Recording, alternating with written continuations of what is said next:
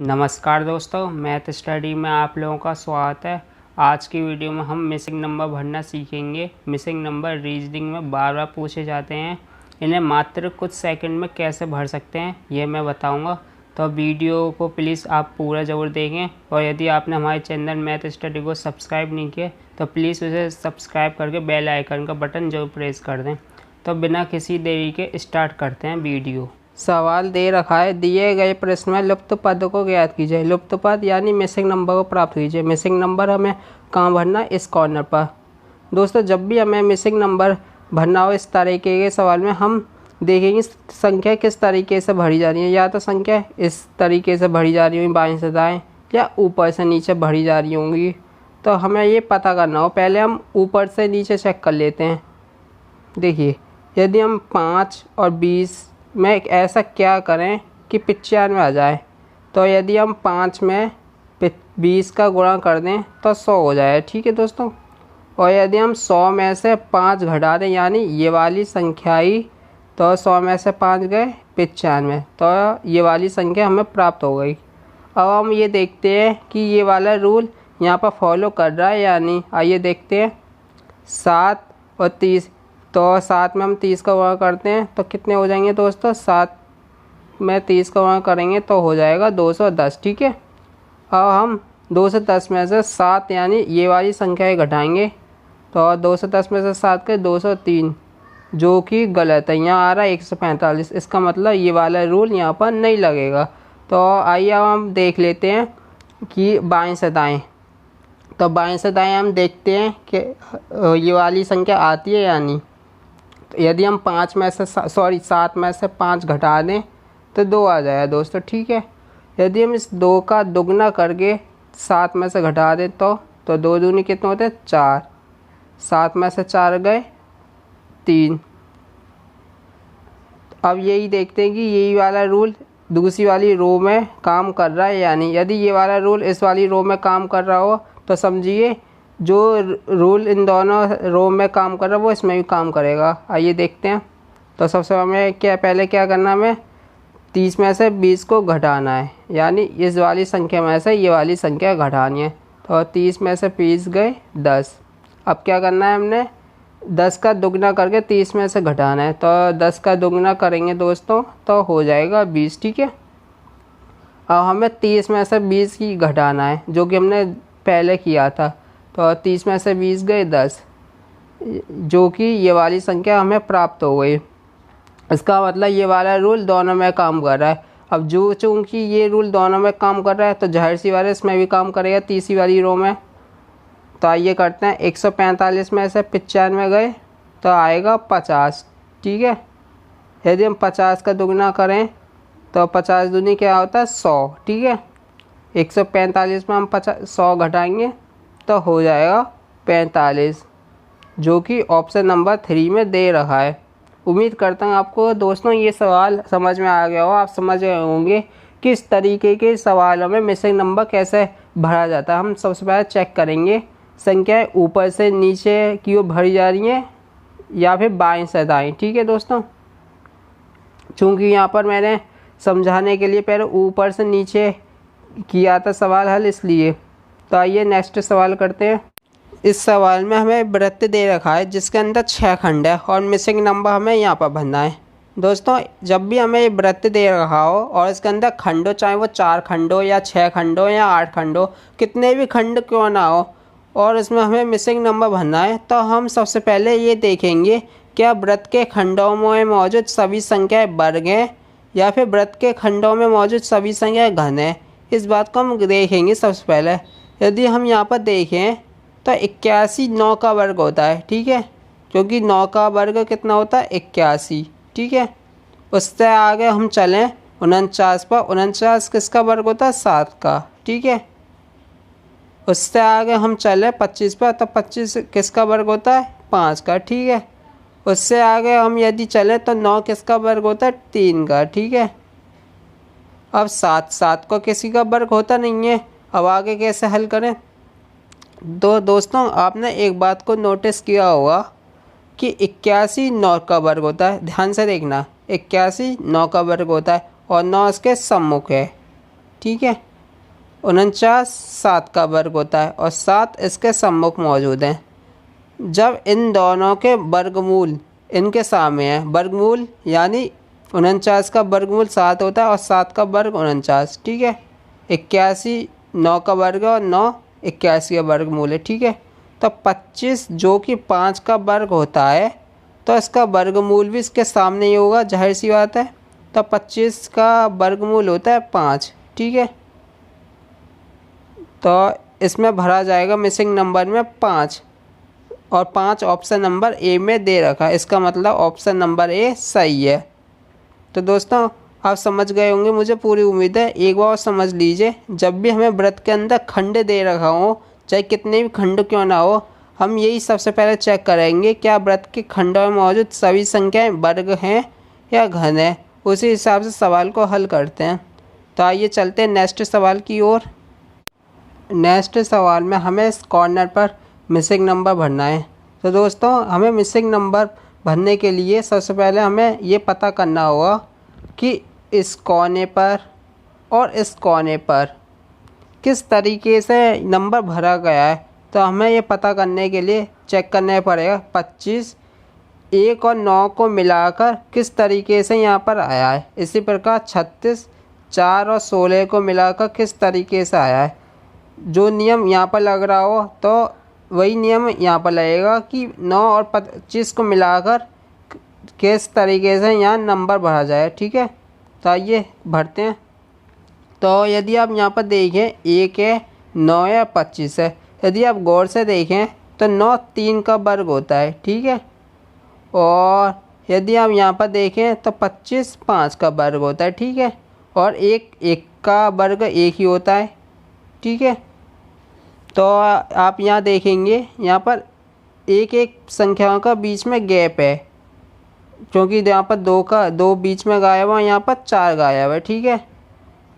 फिर हम यहाँ पर एक बार यहाँ पर और चेक कर लेते हैं। आप 2 गौर से देखेंगे 4 किसका वर्ग होता है 2 का, ठीक है। 16 किसका वर्ग होता है 4 का, ठीक है।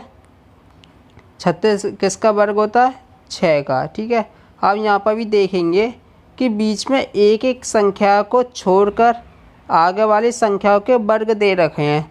देखिए 4 2 का वर्ग होता है, ठीक है। 4 के बाद क्या होता है 5, तो 5 को यहाँ पर छोड़ दिया है, ठीक है।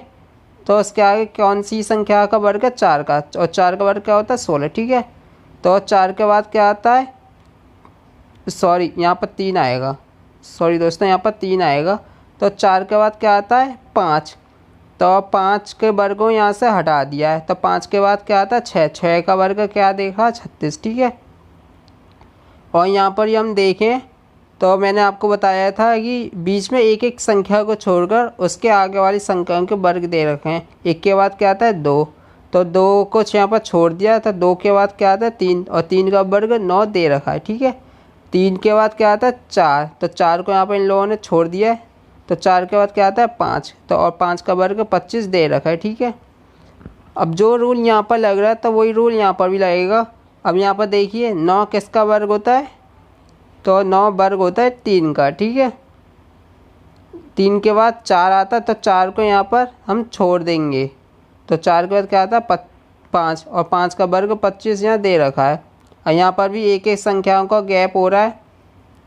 तो 5 के बाद क्या आता है 6, लेकिन 6 को हम यहाँ पर छोड़ देंगे, ठीक है। तो 6 के बाद क्या आता है 7, और 7 का वर्ग क्या होता है दोस्तों 49। इसका मतलब यहाँ पर 49 भरा जाएगा, जो कि ऑप्शन नंबर बी में है।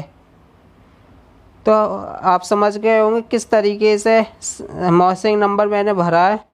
नेक्स्ट सवाल में हमें वृत्त दे रखा है और उसके अंदर 8 खंड और मिसिंग नंबर हमें कहाँ भरना है यहाँ पर, ठीक है। तो दोस्तों मैंने आपको बताया था जब भी हमें एक वृत्त दे रखा हो और उसके अंदर खंड हो, चाहे वो कितने भी खंड क्यों ना हो, और उसके अंदर मिसिंग नंबर भरना हो, तो हम सबसे पहले ये देखते हैं वृत्त के खंडों में मौजूद क्या सभी संख्याएं किसी की वर्ग हैं या फिर घन है, ठीक है। तो आइए देखते हैं। तो आप यहाँ पर गौर से देखेंगे यह सभी संख्याएं ना तो वर्ग हैं ना ये सभी संख्याएं घन हैं। तो अब हम कैसे करेंगे, तो देखिए जब भी ऐसी कंडीशन दे रखी हो दी गई संख्याएं वृत्त में मौजूद ना तो वर्ग हैं ना सभी संख्या घन है। तो इस स्थिति में हम क्या करते हैं, वृत्त को 2 भागों में बांट लेते हैं। ठीक है, हम यहाँ पर वृत्त को 2 भागों में बांट लेते हैं। ठीक है, तो अब हम इसे हल करते हैं। तो दोस्तों सबसे पहले हम 7 से शुरुआत करते हैं। तो हम 7 के सम्मुख वाली संख्या को देखते हैं। तो 7 के सम्मुख क्या है, 17। ठीक है, हम यहाँ पर चेक करें, 17 7 के दुगने से 3 अधिक है। देखिए 7 का दुगना क्या होता है, 14, और 14 में हम 3 जोड़ दें तो 17 आ जाएगा। ठीक है, तो अब हम देखते हैं ये वाला रूल 9 पर फॉलो हो रहा है या नहीं। ठीक है, आइए बढ़ते हैं आगे की ओर। अब देखिए 9 के सामने क्या है, 21। ठीक है, और 9 का हम दुगना करें तो 9 दूनी क्या होता है दोस्तों, 18। 18 में यदि हम 3 जोड़ दें तो कितना आ जाए, 21। लाई ओहो, देखिए 21 भी आ गए। अब हम आगे वाली संख्या पर देखते हैं, क्योंकि ये वाला रूल दोनों पर फॉलो हो रहा है, 9 पर भी और 7 पर भी। ठीक है, तो अब हम बढ़ते हैं 6 पर। लेकिन यहाँ पर तो एक प्रश्नवाचक चिन्ह दे रखा है और यहीं पर ही हमें मिसिंग नंबर भरना है। ठीक है, तो अब हम 4 पर देखेंगे। क्या 4 पर ये वाला रूल लग रहा है, 4 के सम्मुख क्या है, 11। तो हमने यहाँ पर दोनों संख्याओं पर कौन सा रूल लगाया था, पहले हमने संख्याओं को दुगना करके 3 जोड़ दिया। तो 4 पर भी हम दुगना करके 3 जोड़ देंगे, 4 दूनी 8, 8 में 3 जोड़ेंगे तो आ जाएगा 11। यानी 4 के सम्मुख वाली संख्या 11 आ चुकी है। तो इसका मतलब 6 पर भी वही रूल लगेगा जो 3 पर लगेगा। तो 6 दूनी कितने होते हैं दोस्तों, 12। ठीक है, 6 दूनी होते हैं 12। अब 12 में हमें क्या करना है, 3 जोड़ना है। तो 12 और 3 15। यहाँ पर मिसिंग नंबर में भरा जाएगा 15, जो कि ऑप्शन नंबर सी में दे रहा है।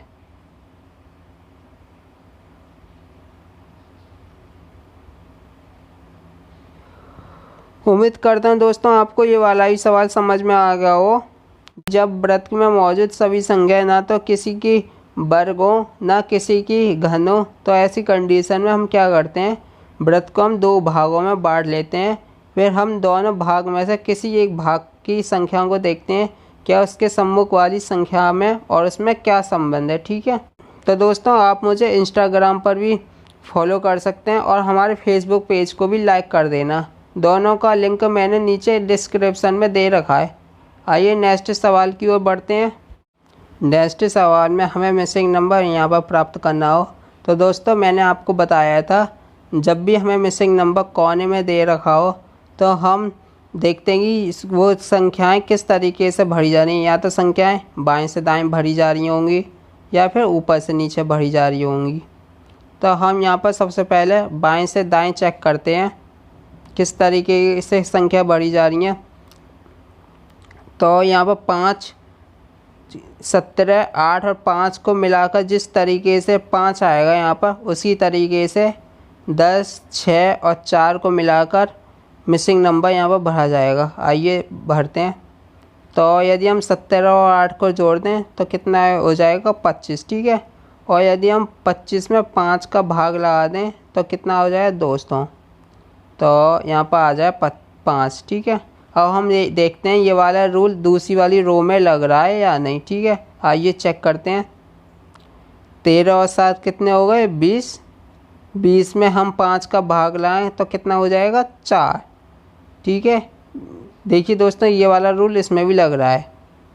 अब हम तीसरी वाली रो में चेक करते हैं, इसमें क्या दोनों रो में लगा हुआ रूल इसमें काम कर रहा है या नहीं। आइए देखते हैं। 6 और 12 कितने होते हैं दोस्तों, 18। 18 में हम 6 का भाग लाएंगे तो कितना हो जाएगा, 3। देखिए दोस्तों ये वाला रूल इसमें भी काम कर रहा है।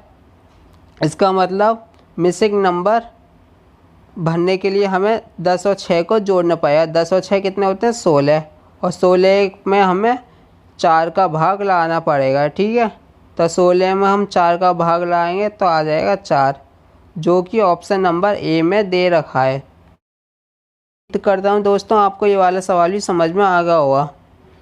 तो दोस्तों आपको वीडियो अच्छी लग रही हो तो वीडियो को लाइक जरूर कर देना, और आपका रीजनिंग या मैथ में जो भी टॉपिक कमज़ोर हो आप कमेंट में ज़रूर बताना, और इस वीडियो को ज़्यादा से ज़्यादा शेयर करना। और यदि आप लोगों ने हमारी आप लोगों ने हमारे चैनल मैथ स्टडी को सब्सक्राइब नहीं किया तो इसे सब्सक्राइब करके बेल आइकन का बटन जरूर प्रेस कर दें, जिससे आप लोगों को हमारी आने वाली वीडियो की नोटिफिकेशन मिल सकें। जब तक के लिए नमस्कार।